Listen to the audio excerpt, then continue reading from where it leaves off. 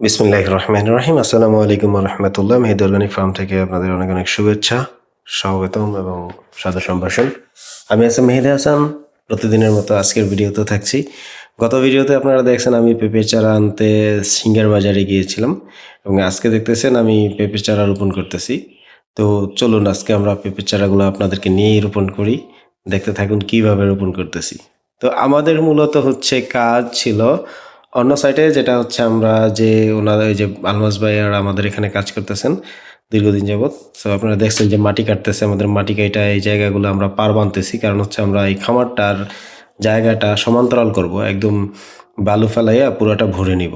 তো চিন্তা করলাম যে এই যে পাটটা বানছি এটাতে কোনো কিছু গাছ লাগাই দিলে গাছের শিকড়টা যখন ছড়ায় পড়বে তখন কিন্তু আর এই মাটিগুলা ভাঙবে না। অনেক চিন্তা ভাবনা করে দেখলাম যে কি গাছ লাগাইলে তাড়াতাড়ি ফল পাওয়া যাবে, এবং ফল গাছ লাগাবো, কোনো অন্য কোনো গাছ লাগাবো না, যেন ফল খাওয়াও যায়, বিক্রিও করা যায়, এবং চাইলে কাউকে গিফটও করা যায়। সো গিফট কারোর করবো না ইনশাল্লাহ। যাই হোক, মজা করলাম। তো ফল বিক্রি করবো, খাবো, গিফটও করব। তো বিষয় হচ্ছে আমি এই ফার্মিংটার চিন্তা ভাবনা করলাম যে তাহলে এই এই মাটিগুলো যেন ভেঙে না যায়, সেজন্য আমি আমার শিক্ষকের সাথে পরামর্শ করলাম। তিনি আমাকে পরামর্শ দিলেন যে তুমি পেঁপে গাছ লাগাও। তা আমার শিক্ষকের নাম আমি প্রত্যেকটা ভিডিওতেই মোটামুটি বলেছি, আগের গত কয়েকটা ভিডিওতে বলেছি, আজকেও বলি। তিনি হচ্ছেন রবিন। ওনার হচ্ছে রবিন অর্গানিক ফার্মিংয়ের স্বত্বাধিকারী তিনি। সে সুদূর আমেরিকায় থাকেন, এবং তার কাছ থেকে আমি কিছু বীজও পাইছিলাম, যেটা হচ্ছে সিমের, তারপরে হচ্ছে কদু, তারপরে আপনার হচ্ছে চেরি ফলের। সো যাই হোক, ওইগুলো আমি চেরি ফলের বীজটা আমার রোপণ করার পরে হয় নাই, আরও আছে, আমি কয়েকটা বীজ রোপণ করবো আবার। তো আজকে যেটা করতেছি সেটা হচ্ছে পেঁপে গাছগুলা আমি এই পাশটাতে লাগাই দিতেছি হচ্ছে 17টা পেঁপে গাছ আনছি। আমি এই পাশটাতে কিছু লাগাবো, আর যেটা বাকি থাকবে সেটা অপর পাশে লাগাবো, অপোজিট পারে বা অন্য সাইডে, গেটের সাইডে। তো ঘুরিয়ে ফিরে আমি যখন গাছগুলা লাগাইতেছিলাম আমার খুব ভালো লাগতেছিল যে আমি নিজে একটা কিছু করতেছি, এবং আলহামদুলিল্লাহ এই ফার্মিংটা আমি মন থেকে করতেছি, এবং আমি যেন এখান থেকে ভালো কিছু করতে পারি। আপনারা সবাই দোয়া করবেন। আমার এই যে এগ্রিকালচার সেক্টরটাতে আগে এতটা মনোযোগ বা মন বা এটার প্রতি একটা আকর্ষণ ছিল না কখনো, কিন্তু আমার শিক্ষক আমাকে এটার উপরে কি করছেন, যে আকর্ষণটা তৈরি করছেন যে মেহেদি তুমি আসলে এইটা করো, এটা করতে হবে, কারণ তুমি যখন এটাতে লাইগা থাকবে না, অন্য কোনো কিছু না পাইলেও এটা থেকে কিছু না কিছু পাবা। তো অন্তত সুস্থ থাকার যে একটা ম্যাজিক এখান থেকে পাওয়া যাবে। তো চিন্তা করলাম মানে আসলেই করা যায়। তা আমি সেই থেকেই শুরু আমার আমাদেরও নিজস্ব, আমরা পারিবারিকভাবে আমাদের অনেক জমি টমি আসছিল আগে, কিন্তু এখন খুব কম। নাই তা না, আছে। বাট আমরা জমি মানে আমি জমিতে কাজ করতে পারতাম না, রোদে কাজ করতে পারতাম না, আব্বা কষ্ট করতেন, এবং আমার আব্বা অনেক পরিশ্রমী একজন মানুষ, এখনো অনেক কষ্ট করেন। সবাই আমার বাবার জন্য দোয়া করবেন, উনি একটু অসুস্থ।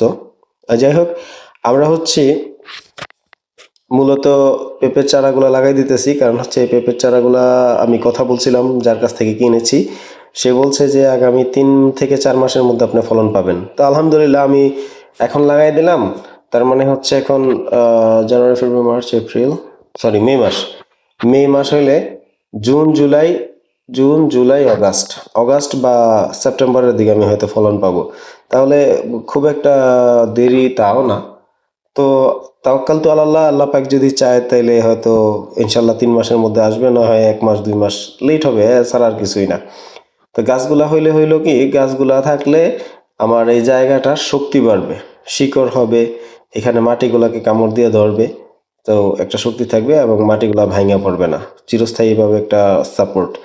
তো সেই জন্য আমি হচ্ছে মূলত গাছগুলো লাগাইছি। গাছগুলো লাগানোর পরে দেখি যে মাত্র 12টা গাছ এখানে লাগাইছি, আরো 5টা গাছ আমার রয়ে গেছে। তাহলে ওই 5টা গাছ আমি কি করব? এখন একটা গাছ হচ্ছে আবার একটু মাঝখান থেকে ভাঙে গেছে, মানে ভাঙে একেবারে ভাঙে যায় না, চেপে গেছে আর কি, সোজা থাকতে পারে না, ও হচ্ছে পড়ে যায়, মাথাটা ভেঙে গেছে। তা আমি আবার কি করলাম যে ঠিক আছে, যেহেতু ভেঙে গেছে, সেটাকে আমি একটা কঞ্চি আনলাম, গিয়ে বাঁশের কঞ্চি আইনা ওইটাকে কুইপা দিয়ে তারপরে হচ্ছে ওটাকে এখানে সুন্দর করে দাঁড় করে দিয়েছি, যেন এটা জোড়া লেগে যায়। যেহেতু চারা ছোট চারা, এটা হয়তো সপ্তাহখানেক সোজা থাকতে পারলে জোড়া লেগে যাবো, ওটা কোনো সমস্যা নেই। তো আলহামদুলিল্লাহ এই পাশটা লাগানো শেষ করার পর আমরা যাচ্ছি হচ্ছে অপোজিট পাশে, যেটা হচ্ছে গেটের সাইডে। আমি আরে কিছু ভিডিও দেখছেন যে আমার এই পাশেও কল আছে, ওই পাশেও কল আছে। আমি মূলত কলগুলো রাখছি হচ্ছে ফার্মিং করার জন্য, যে এবং ফার্মিংয়ে যেন আমি পানি টানি ঠিক মতো দিতে পারি এবং যত্ন নিতে পারি, অথবা কাজ শেষে আমিও যেন হাত মুখ দিতে পারি, সেই জন্য মূলত এই কলগুলা লাগাইছি। তো যাই হোক, এইখান দিয়ে এই পাশটাতে লাগাইছি তিনটা। হ্যাঁ, এই পাশটাতে তিনটা লাগানোর পরে আবার এখানেও জায়গা নেই। তো জায়গা নাই বলতে জায়গা আছে হিউজ, আপনারা দেখছেন আমার খামারটা পুরাটাই, কিন্তু অফশোর জায়গা নাই আর কি। এদিকে ওদিকে ইটা উটা ফালানো রাখা, এই জন্য হচ্ছে সমস্যা। তো আমরা আবার এর অপোজিটে যেখানে আমি লাউ গাছ সিম গাছ টিম গাছ লাগাইছি, ওই পাশটাতে গিয়ে লাগাই দিতেছি দুইটা। কারণ হচ্ছে আমার কথা হচ্ছে গাছগুলা হইতে থাকুক না, আল্লাহ ভরসা। আর এই পেঁপে গাছের কারণে ছায়ায় কোনো ক্ষতি হবে না গাছের। তারপরেও যদি হয় পরেরটা পরে দেখা যাবে, প্রয়োজনে লাউ গাছ সিম গাছ তো আর বেশি দিন একবারে পার্মানেন্ট না, যদিও পেঁপে গাছ থেকে 1 বছর অন্তত পেঁপে খাওয়া যাবে। তো ওই চিন্তা করে লাগাই দিলাম। আর আল্লাহ ভরসা, এখন তো ওইগুলা উঠাই গেছে, পেঁপে গাছ বড় হইতে হইতে আমার ওই গাছগুলা মাচার উপরে উঠা যাবে ইনশাল্লাহ। তো ওইটা নিয়ে কোনো টেনশন নাই। টেনশন এখন হচ্ছে আমি গাছ লাগাই দিছি, আল্লাহ ভরসা, যদি বড় হয়ে যায় তাড়াতাড়ি হয়ে যাবে। কারণ হচ্ছে বৃষ্টির দিন আছে, প্রত্যেক দিন বৃষ্টি হইতেছে, গাছগুলা ভালোই কাজ করবে, পানি পুনি দেওয়ার কষ্টটা কম হবে। খুব কম কষ্টে আমার মানে কাজ হয়ে যাবে আর কি, এক কথায়। তো যাই হোক, আজকে আর পারবো না, আজকে এই পর্যন্ত থাকি। আপনারা আমার সাথে থাকবেন, চ্যানেলটি সাবস্ক্রাইব করবেন। আমার যত আপডেট আছে, সব কাজের আপডেট আপনারা আমার এই ইউটিউব চ্যানেলে পাইবেন, মেহেদি অর্গানিক ফার্ম এই চ্যানেলে। আর আমার ফেসবুক পেজ হচ্ছে মেহেদি ফার্ম।